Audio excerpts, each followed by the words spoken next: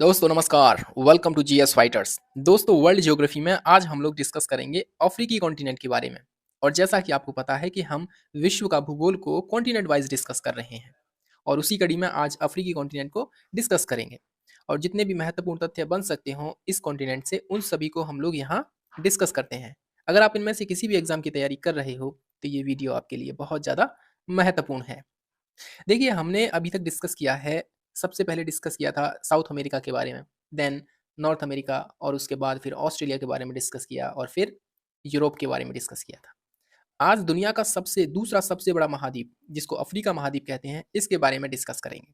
पहले आप एक नज़र देख लीजिए विश्व के मैप को, एक मोटी-मोटी छाप बना लीजिए दिमाग में कि कौन सी महाद्वीप कहाँ है और कौन-सा देश कहाँ स्थित है। आप देखोगे ये अफ्रीकी कॉन्टिनेंट है, दुनिया का दूसरा सबसे बड़ा महाद्वीप है और पहला सबसे बड़ा महाद्वीप एशिया है। ठीक है, ये दूसरा हो गया। एक तरफ अटलांटिक ओशन है इस तरीके से। देखिए अटलांटिक ओशन जो है एस के आकार का है। ठीक है, तो याद रखना एस के आकार का जो है अटलांटिक ओशन है। और अफ्रीकी कॉन्टिनेंट के पूर्व में आपको इंडियन ओशन मिल जाएगा। ठीक है, और साउथ ओशन मिलेगा इसके साउथ में। ऊपर देखोगे आप यूरोप और अफ्रीका के मध्य फैला हुआ है भूमध्य सागर। ठीक है जी। चलिए देखिए, दुनिया का दूसरा सबसे बड़ा कॉन्टिनेंट है अफ्रीकी कॉन्टिनेंट, जो कि दुनिया की 20% ज़मीन को अपने पास रखता है। ये जो ज़मीन देख रहे हैं, ये पूरे विश्व की यानी पृथ्वी पर जो भी लैंड बॉडी है, उसका 20% है। इसको अंध महाद्वीप भी कहते हैं। क्यों? क्योंकि देखिए 20वीं सदी तक यहाँ के जो आंतरिक भाग में देश हैं यहाँ के, इनके बारे में कोई जानकारी नहीं थी शेष दुनिया को। उसके बाद में पता चला यहाँ के देशों के बारे में। दूसरा रीज़न ये है कि सामाजिक, आर्थिक, राजनीतिक जो डेवलपमेंट हुआ है वो यहाँ पर बहुत कम हुआ है, ना के समान हुआ है। कोई शिक्षा का कोई ज़्यादा बेहतर अपॉर्च्युनिटी नहीं है यहाँ पर और ना ही हेल्थ से रिलेटेड जो है ज़्यादा डेवलपमेंट हुआ है। इसीलिए इसको अंध महाद्वीप भी कहते हैं। इस महाद्वीप में मोटे-मोटे तौर पर देखा जाए तो 54 कंट्रीज़ हैं। अल अज़ीज़िया इसका एक प्रमुख स्थल है जो मिलेगा आपको लीबिया में। आप देखोगे यहाँ पर लीबिया है, ठीक है? और यहीं पर अल अज़ीज़िया क्षेत्र है जो कि विश्व का सबसे गर्म स्थल माना जाता है। यहाँ का टेम्परेचर 57 डिग्री सेल्सियस तक पहुँच सकता है। सबसे बड़ा देश अल्जीरिया है, अफ्रीकी कॉन्टिनेंट का। अब देखोगे यहाँ पर इसके जस्ट बराबर में यही है अल्जीरिया और ये यूरोप कॉन्टिनेंट का सबसे बड़ा देश है। और सबसे छोटा देश यहाँ मिल जाएगा, द्वीपीय देश है जिसका नाम है सेशेल्स। ठीक है? चलिए बेसिक इन्फॉर्मेशन हम लोग कवर कर रहे हैं पहले, उसके बाद जो है पॉइंट टू पॉइंट डिस्कस करेंगे। ठीक, देखिए अफ्रीकी कॉन्टिनेंट दुनिया का एकमात्र ऐसा कॉन्टिनेंट है जो जहाँ से कर्क रेखा, मकर रेखा और भूमध्य रेखा तीनों गुजरती हैं यहाँ से। आप देखोगे यहाँ पर भूमध्य रेखा मिल जाएगी आपको और उसके जस्ट ऊपर मिलेगी आपको कर्क रेखा और नीचे मकर रेखा मिल जाएगी। बस आपको इतना याद रखना है, तीनों भूमध्य रेखा, तीनों जो रेखाएँ हैं, कर्क रेखा, भूमध्य रेखा और मकर रेखा किस कॉन्टिनेंट से गुजरती हैं? तो अफ्रीकी कॉन्टिनेंट से गुजरती हैं। ठीक है? और इसी कारण यहाँ पर उष्णकटिबंधीय और शीतोष्णकटिबंधीय प्रकार की जलवायु पाई जाती है। एक चीज़ मैं बताऊँ आपको कि ये रही भूमध्य रेखा। इस भूमध्य रेखा के उत्तर में जाओगे कर्क रेखा और दक्षिण में जाओगे तो मकर रेखा मिलेगी। ये वाला जो क्षेत्र है, कर्क रेखा और मकर रेखा के बीच वाला जो क्षेत्र है, यहाँ पर उष्णकटिबंधीय प्रकार की जलवायु पाई जाती है। ठीक है? और इसके ऊपर जाएँगे आप, यहाँ पर शीतोष्णकटिबंधीय प्रकार की और यहाँ पर भी शीतोष्णकटिबंधीय प्रकार की जलवायु पाई जाती है। और ये चीज़ याद रखना कि भूमध्य रेखा पर कौन-कौन से देश पड़ते हैं। यहाँ पर है भूमध्य रेखा और यहाँ पर है कॉन्गो, गैबोन है, उसके जस्ट बराबर में कॉन्गो, फिर देखिए कॉम्बो नहीं है, कॉन्गो लिख लीजिए इसको, ठीक है? और कॉन्गो रिपब्लिक, फिर देन युगांडा है यहाँ पर और केन्या और फिर सोमालिया। इस तरीके से ये 6 देशों से होकर गुजरती है भूमध्य रेखा। ओके?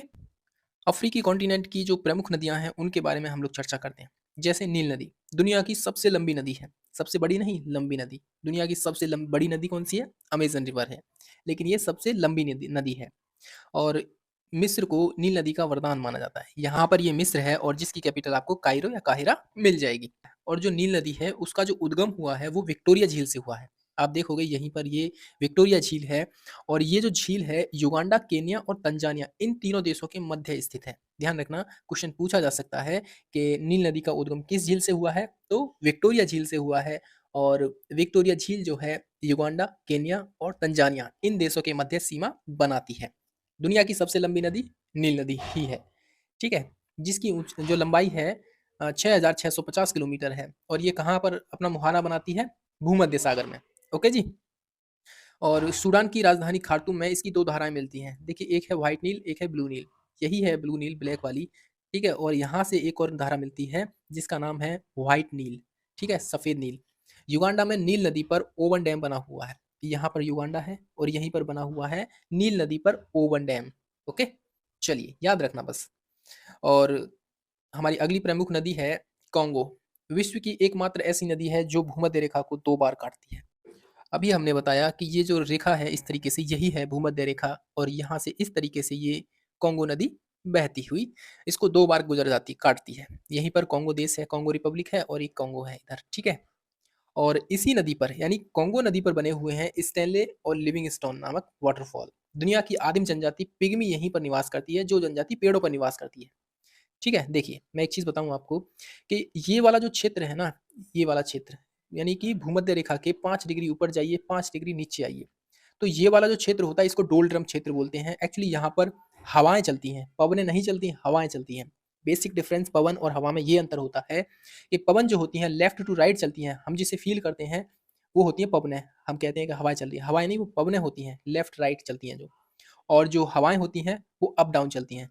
ठीक है? सीधा-सीधा इस तरीके से अप डाउन चलती हैं। तो यहाँ पर चलती हैं जो है हवाएँ और इसी कारण यहाँ पर जो क्षेत्र होता है बहुत शांत क्षेत्र रहता है और ये घना जंगल है यहाँ पर। यहाँ पर हर घंटे या कुछ घंटों बाद बारिश होती रहती है, धूप भी तगड़ी निकलती है यहाँ पर। तो इसके 2 रीज़न हैं कि ये पेड़ पर क्यों रहते हैं। पहला रीज़न तो यहाँ की जो जनजाति है वो ज़्यादा इकोनॉमिकली डेवलप नहीं है, ठीक है? आर्थिक व्यवस्था ठीक नहीं है इनकी, पहला रीज़न। दूसरा रीज़न यहाँ के क्लाइमेट का है। बारिश होने के कारण ये लोग घर नहीं बना पाते हैं रेगुलर, ठीक है? रेगुलर बारिश होती है तो उस वजह से ये घर नहीं बना पाते। ओके? चलिए, लिम्पोपो नदी, देखिए 1 सेकंड, लिम्पोपो नदी जो है दक्षिण अफ्रीका की नदी है और ये ज़िम्बाब्वे और साउथ अफ्रीका के मध्य प्राकृतिक सीमा बनाती है, ठीक है? और ये मकर रेखा को 2 बार काटती है। आप देखोगे ये मकर रेखा है यहाँ पर और यहीं पर है लिम्पोपो नदी इस तरीके से और यहाँ पर ज़िम्बाब्वे है, सॉरी इधर है ज़िम्बाब्वे ये वाला ज़िम्बाब्वे है और दक्षिण अफ्रीका के मध्य ये प्राकृतिक सीमा बनाती है, ठीक है? नेचुरल बाउंड्री जिसे कहते हैं। अगली प्रमुख नदी है ऑरेंज नदी। दक्षिण अफ्रीका के ड्रैकेंसबर्ग पर्वत से निकलती है। आप देखोगे यहाँ पर है ड्रैकेंसबर्ग पर्वत श्रृंखला। यहीं से निकलती है ऑरेंज नदी और ये नामीबिया और दक्षिण अफ्रीका यहाँ पर है नामीबिया और ये यहाँ पर आप देख रहे हैं यही है जो बाउंड्री है दोनों के मध्य है। ये सीमा बनाती है। आग्रबीज नाम का जो वाटरफॉल है इसी नदी पर है। देखिए क्वेश्चन कहीं से भी पूछा जा सकता है। ठीक है, ऑरेंज नदी किसकी प्रमुख नदी है? तो दक्षिण अफ्रीका की। किस-किस देशों के मध्य सीमा बनाती है? तो नामीबिया और दक्षिण अफ्रीका के मध्य है। ठीक है, आगरबीज नामक वाटरफॉल किस नदी पर बना हुआ है? ऑरेंज नदी पर बना हुआ है। बाल नदी किसकी सहायक नदी है? ऑरेंज नदी की सहायक नदी है। इस तरीके से याद रखना या ऑरेंज नदी किस महाद्वीप की नदी है? तो ध्यान रखना अफ्रीकी कॉन्टिनेंट की नदी है ये। नाइजर नदी, इसे तेल नदी भी कहते हैं और यही इसी नदी पर केंजी डैम बना हुआ है। ठीक है? क्वेश्चन पूछे जा चुके हैं ये सारे, इसलिए मैं लेकर आया हूँ। केंजी डैम जो है नाइजर नदी पर बना हुआ है। आप देखोगे यहाँ से शुरू होती है ये लीबिया और गिनी कंट्रीज़ हैं यहाँ से। यहाँ से शुरू होती हुई इस तरीके से ये गिनी की खाड़ी में गिर जाती है, जो नाइजर नदी है वो, ठीक है? और इसी नदी पर डैम बना हुआ है जिसका नाम है केंजी डैम। अगली नदी है जाम्बेज़ी नदी। जाम्बिया और ज़िम्बाब्वे के बीच सीमा बनाती है। आप देखोगे जाम्बिया और ज़िम्बाब्वे ये कंट्रीज़ हैं दोनों। यहीं पर इनके मध्य बहती है जाम्बेज़ी नदी और करीबा डैम इसी नदी पर बना हुआ है। और विक्टोरिया फॉल भी जो विक्टोरिया वाटरफॉल है, जलप्रपात इसी नदी पर बना हुआ है, याद रखना। तो यहाँ से क्या-क्या प्रश्न बनेंगे देखिए। याद रखना जाम्बेज़ी नदी किस महाद्वीप में है? तो अफ्रीकी कॉन्टिनेंट में मिलेगा आपको। ठीक है? किन-किन देशों के मध्य सीमा बनाती है? जाम्बिया और ज़िम्बाब्वे के मध्य। करीबा डैम जाम्बेज़ी नदी पर है। विक्टोरिया वाटरफॉल किस पर है? जाम्बेज़ी नदी पर बना हुआ है। तो इस तरीके से क्वेश्चंस को आप याद रखेंगे। अब बात करेंगे हम प्रमुख पर्वत श्रृंखलाओं के बारे में। सबसे पहली पर्वत श्रृंखला है ड्रैकेंसबर्ग पर्वत श्रृंखला। आप देखोगे अभी हमने बताया था कि यहाँ है ड्रैकेंसबर्ग पर्वत श्रृंखला दक्षिण अफ्रीका में और यहीं से ऑरेंज नदी निकलती है। ठीक है? ज्वालामुखी क्रिया के द्वारा इसका निर्माण हुआ है और ये जो पर्वत श्रृंखला है मुख्य रूप से दक्षिण अफ्रीका में पाई जाती है और सोना, यूरेनियम आदि इन खनिजों के लिए फेमस है ये। ठीक है? एटलस पर्वत श्रृंखला ये मिलेगा आपको अफ्रीकी कॉन्टिनेंट के उत्तर पश्चिम में। आप देखोगे यहाँ पर ये लिखा हुआ है एटलस माउंटेन, ठीक है? यहाँ पर इस तरीके से ये एटलस माउंटेन रेंज है और इसकी सबसे ऊंची चोटी जो है टोबुकल है और ये 3 देशों में जो है विस्तारित है, जैसे अल्जीरिया, मोरक्को, ट्यूनीशिया। यहीं पर है ये तीनों देश। अल्जीरिया, मोरक्को, ट्यूनीशिया में मिलेगी आपको एटलस पर्वत श्रृंखला, ठीक है? और जैसे इतना डेप्थ में तो नहीं आएगा, लेकिन हाँ ये पूछ सकता है एटलस पर्वत श्रृंखला किस महाद्वीप में है, तो अफ्रीकी कॉन्टिनेंट में आपको एटलस पर्वत श्रृंखला मिल जाएगा।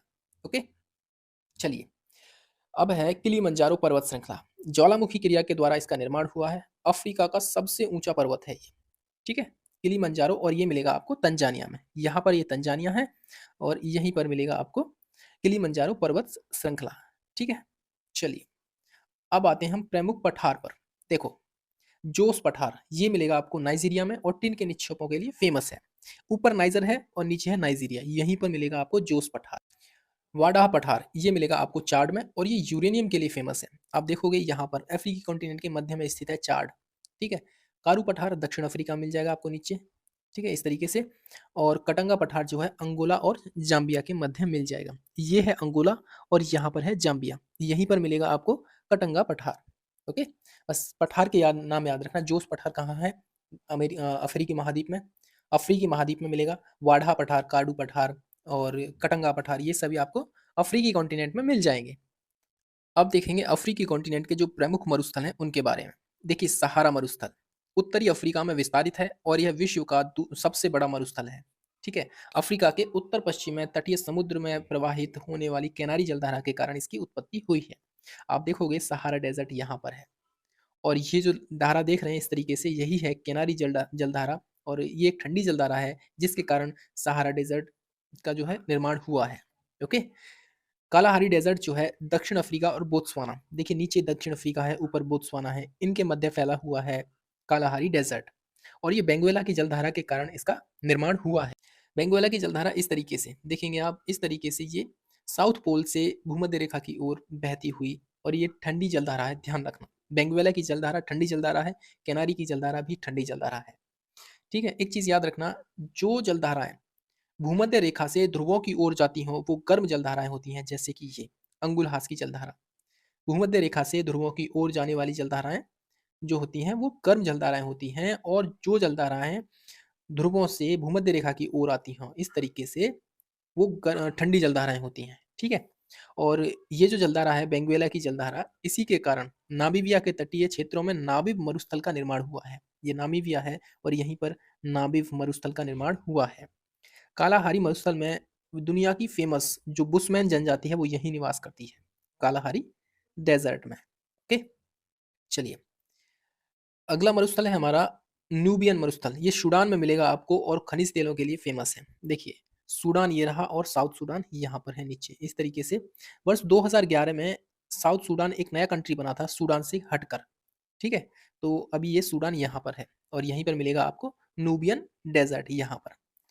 अंगुलहास की जलधारा अफ्रीकी महाद्वीप के दक्षिण पूर्व में है और दक्षिण की ओर प्रवाहित होती है और यह एक गर्म जलधारा है। यहीं पर हमने अभी बताया इस तरीके से अंगुलहास की जलधारा चलती है यानी बहती है।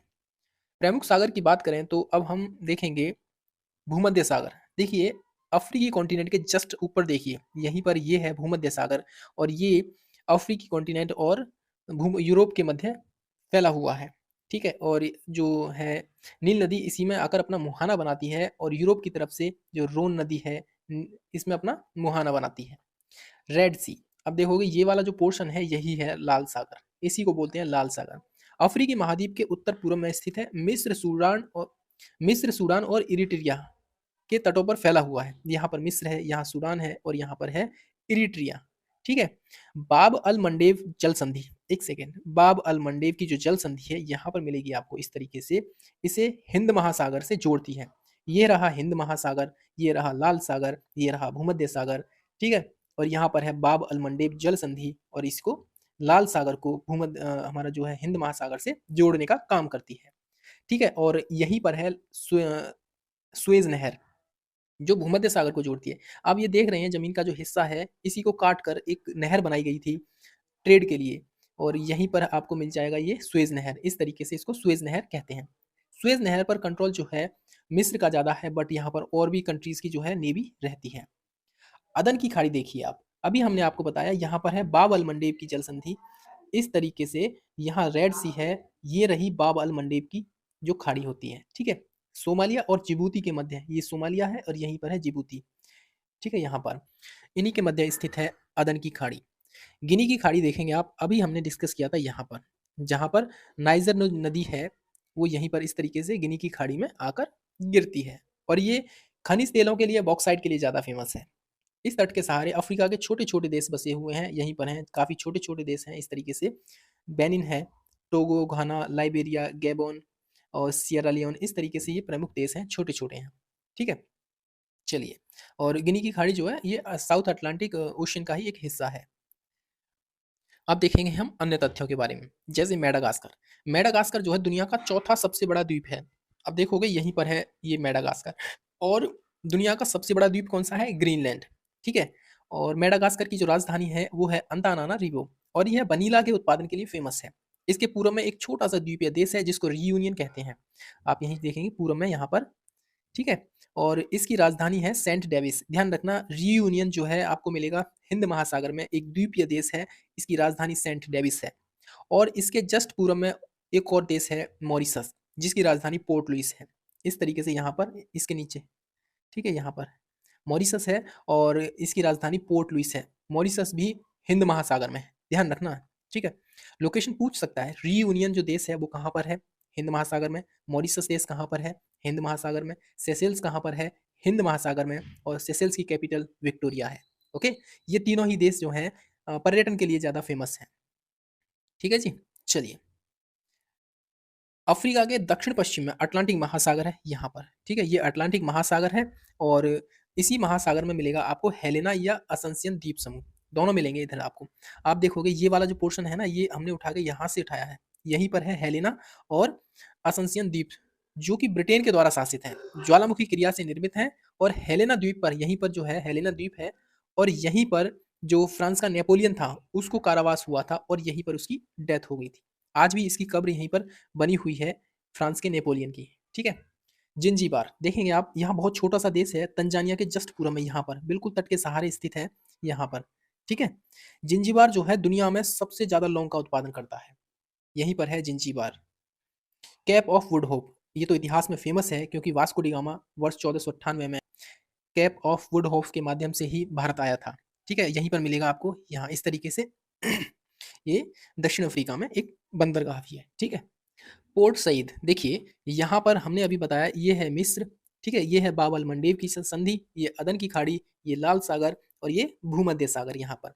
तो लाल सागर और भूमध्य सागर को जोड़ने का काम करती है कौन सी चीज? नदी जो है सुएज नहर। ठीक है?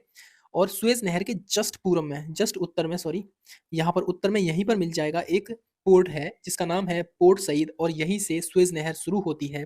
मिस्र के प्रमुख नगर भी है और एक बंदरगाह भी है। और ये भूमध्य सागर को जाने वाली जो सुएज नहर है यहीं से प्रारंभ होती है, पोर्ट सईद से। ठीक है?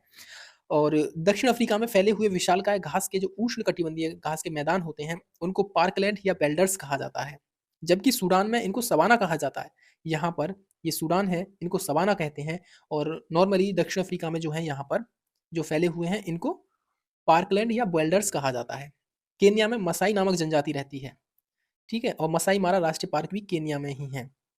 और बद्दू नामक जनजाति इस सहारा डेजर्ट में निवास करती है, यहीं पर बद्दू नामक जनजाति है वो निवास करती है इधर ही। ठीक है? चलिए, और अन्य तथ्यों में हम लोग देखेंगे विट वाटर्स लैंड या विट माटर्स लैंड, ये दक्षिण अफ्रीका की यूरेनियम की सोने की खान है। ध्यान रखना, दक्षिण अफ्रीका की है, सोने की खान है, साथ में यूरेनियम भी मिलता है।